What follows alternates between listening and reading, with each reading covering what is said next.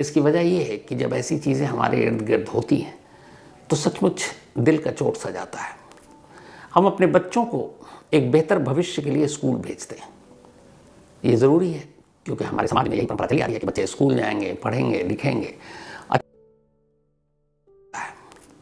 हम अपने बच्चों को एक बेहतर भविष्य के लिए स्कूल भेजते हैं। ये ज़रूरी है क्योंकि हमारे समाज में यही परंपरा चली आ रही है कि बच्चे स्कूल जाएंगे, पढ़ेंगे, लिखेंगे, अच्छा इंसान बनेंगे, फिर ज़िंदगी की रेस में दौड़ेंगे, कामयाबी हासिल करेंगे, नौकरी करेंगे, घर परिवार सब खुशहाल होगा। और वो बच्चे 6-8 घंटे अपनी ज़िंदगी स्कूल को देते हैं। छोटे छोटे बच्चे से लेकर बड़े 12वीं तक हमारे यहाँ स्कूली सिस्टम, एजुकेशन सिस्टम ऐसा ही है। और फिर हम कॉलेज में पहुँचते हैं। लेकिन इस दौरान जो बच्चे, छोटे बच्चे होते हैं, मासूम बच्चे होते हैं, स्कूल में उनको क्या माहौल मिलता है, उनके साथ क्या कुछ होता है, उन पर क्या बीतती है, बहुत सारे माँ बाप शायद कभी ये जान ही नहीं पाते या जानने की कोशिश नहीं करते। कई बार ऐसा मौका मिलता है जब बच्चे खुद माँ बाप को बताने की कोशिश करते हैं, माँ बाप अनदेखी कर देते हैं। कई बार ये भी होता है, उन्हें लगता है बच्चा झूठ बोल रहा है, ड्रामा कर रहा है, और उसके साथ जो कुछ हो रहा है वो हम समझने की कोशिश नहीं करते। ये सारी बातें मैं इसलिए कह रहा हूँ क्योंकि आज मैं आपको 2 बच्चों की मौत की कहानी सुनाने जा रहा हूँ, और इस कहानी के साथ मैं एक सवाल भी पूछने जा रहा हूँ कि आखिर इन मासूम मौतों के लिए जिम्मेदार कौन है? स्कूल, समाज, माँ बाप की सोच, या फिर वजह कुछ और है? जिंदगी में कामयाबी की जो रेस के पीछे हम सब भाग रहे हैं वो। इस कहानी को सुनाऊं और एक बच्ची की पहली मौत से कहानी शुरू करूं, उससे पहले एक ऑडियो सुनाना चाहता हूं आपको। ये उसी बच्ची की आवाज़ है जो अब इस दुनिया में नहीं है। ये फ़ोन पर बातचीत है और ये बच्ची अपनी माँ को फ़ोन करती है और माँ से फ़ोन पर रोते हुए कुछ कह रही है। क्या कह रही है आप भी सुनिए। हाँ बेटा,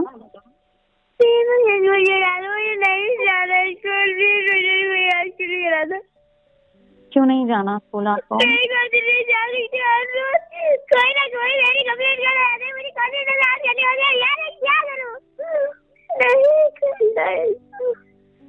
कौन कंप्लेंट कर रहा है आपकी?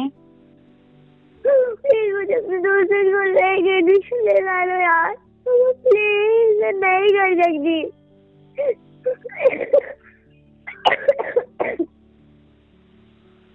मैं आके ऑफिस से आके बात करती हूँ प्लीज।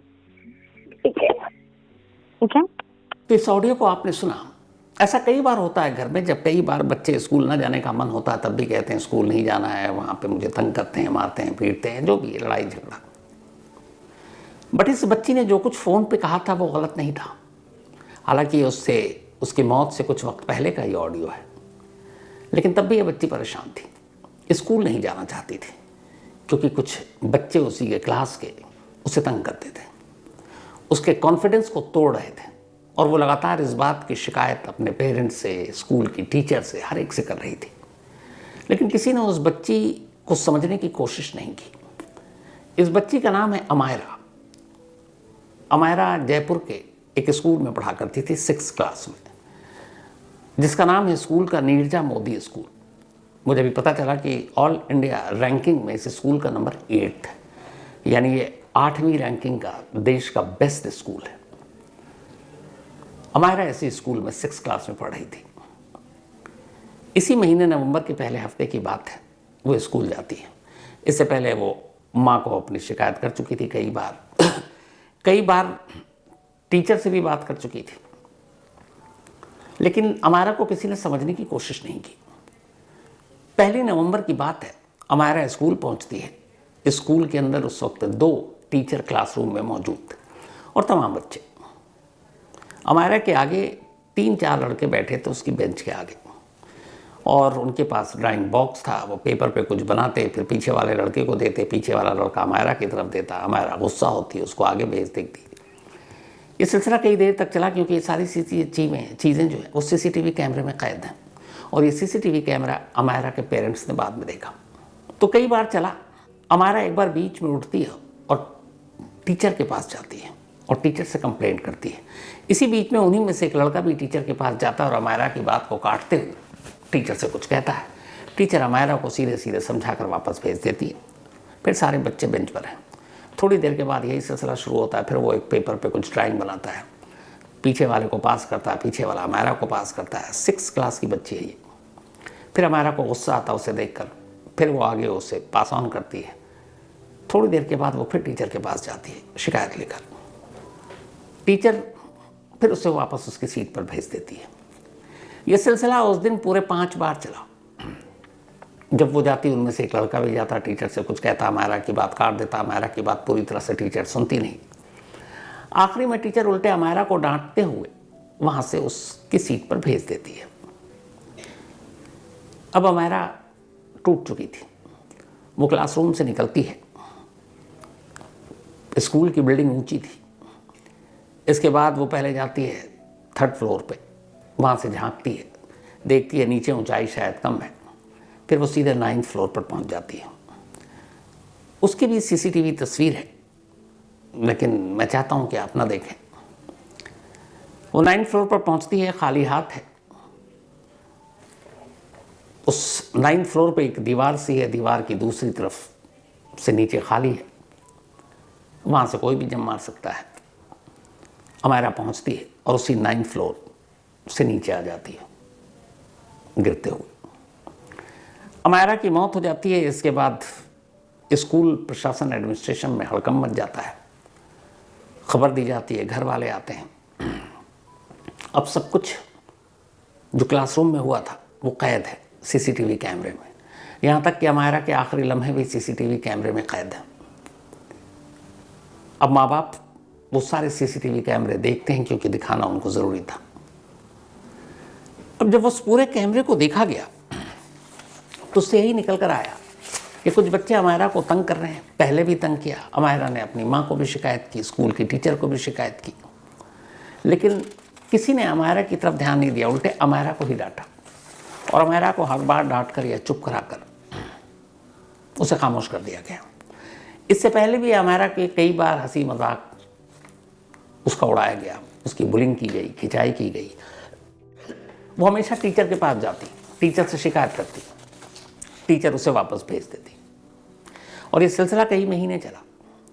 कई महीने के बाद आखिरकार 1 नवंबर को जब ये आखिरी बात 2 टीचर के पास हो गई और फिर उसके बाद टीचर ने उसे उल्टा वापस भेज दिया, तो फिर अमायरा को लगा कि शायद वही गलत है। उसका कॉन्फिडेंस लेवल हिल चुका था।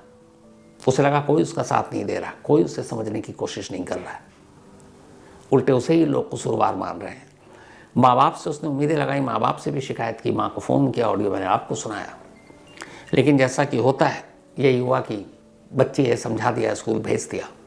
लेकिन उसके साथ क्लासरूम में या उसके साथी क्या कर रहे हैं शायद किसी ने गहराई में जाकर जानने की कोशिश ही नहीं की, और इसीलिए बच्ची टूट गई।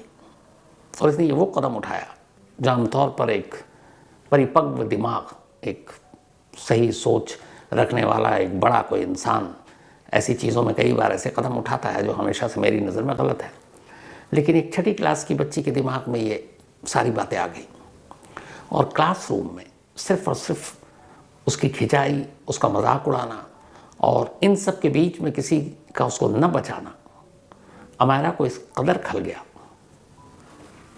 कि उसने अपनी ज़िंदगी बहुत शॉर्ट कर दी। अब स्कूल प्रशासन, टीचर, स्टूडेंट, जो बच्चे थे, हालांकि वो भी बच्चे हैं, वो भी बालिग नहीं है, सभी की सभी तरह से जांच हुई उसकी मौत के लिए कौन जिम्मेदार। कुछ दिनों के बाद ये सारी चीज़ें ठंडे बस्ते में जाएंगी, लेकिन स्कूल आज भी है, देश भर में है, बच्चे भी हैं, पढ़ने भी जाएंगे।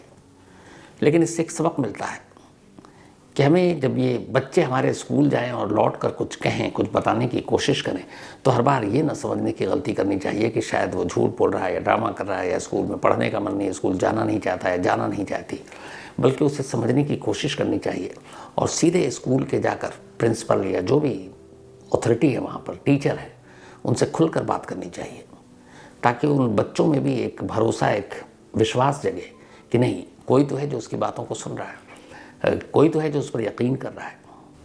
वरना फिर जो अमायरा ने किया, ना मालूम कितने बच्चों के दिमाग में ऐसी बातें चलती होंगी, क्योंकि जब उन्हें ये पता चलता होगा कि कोई उन पर भरोसा नहीं कर रहा है।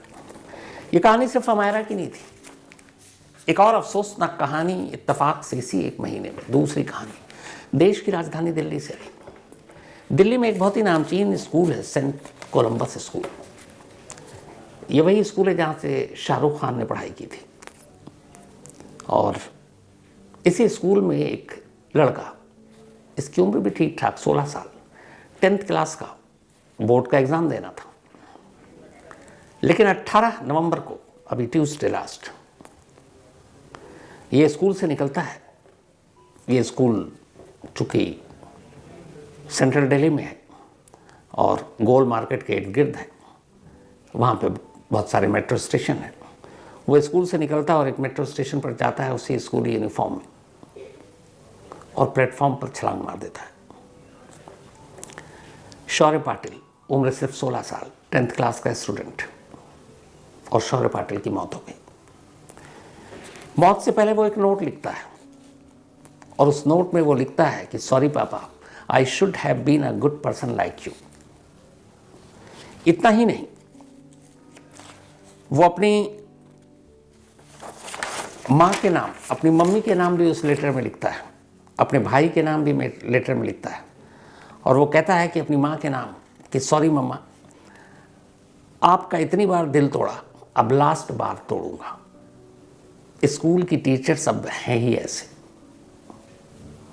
ये उसने अपनी माँ के लिखा था, कितनी बार आपका दिल तोड़ा, अब आखिरी बार तोड़ रहा हूँ, क्या करूँ, स्कूल के टीचर है ही ऐसे। उसने अपने भाई के लिए भी लिखा, जो उससे बड़ा भाई है। उसने लिखता है कि सॉरी भैया, I was rude to you, argued with you, disrespected you.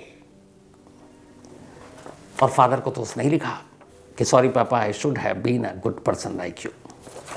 ये सारी चीज़ें लिखने के बाद उसी स्कूल यूनिफॉर्म में शौर्य पाटिल एक मेट्रो स्टेशन पर जाकर प्लेटफॉर्म पर छलांग लगा देता है। सामने से मेट्रो की ट्रेन आ रही थी। 16 साल का शौर्य पाटिल। अब ट्यूसडे को हुआ क्या जो शौर्य पाटिल ने ऐसा किया? शौर्य पाटिल के साथ पिछले 4-5 महीनों से क्लास में, स्कूल में टीचर्स उसको बार बार नीचा दिखा रही थी, इंसल्ट कर रही थी। एक बार धक्का भी दिया। एक बार टीचर के रवैये से वो इतना ज़्यादा अफसोस में हो गया कि रोने लगा, और टीचर ने कहा कि तुमको जितना मन करे बैठ के रो, हमें कोई फ़र्क नहीं पड़ता। स्कूल में कोई डांस के प्रोग्राम की तैयारी चल रही थी। ट्यूसडे के दिन उसी डांस की जो परफॉर्मेंस थी, उसकी तैयारी में शौर्य का भी नाम था, वो भी कर रहा था। लेकिन अचानक डांस के रिहर्सल के दौरान वो गिर पड़ा। जब गिरा तो एक टीचर ने उसे बुरी तरह हड़का दिया।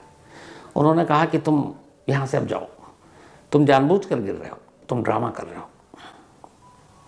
इससे पहले टीचर ने माँ बाप को भी 1-2 बार बुलाकर धमकाया कि इसको हम स्कूल से बाहर कर देंगे लास्ट टाइम में, और वो बार बार कहता कि मेरी गलती नहीं है। एक आध सब्जेक्ट में वो कमज़ोर था, लेकिन ठीक ठाक था पढ़ने लिखने में। लेकिन टीचर ने कभी भी उसका हौसला नहीं बढ़ाया।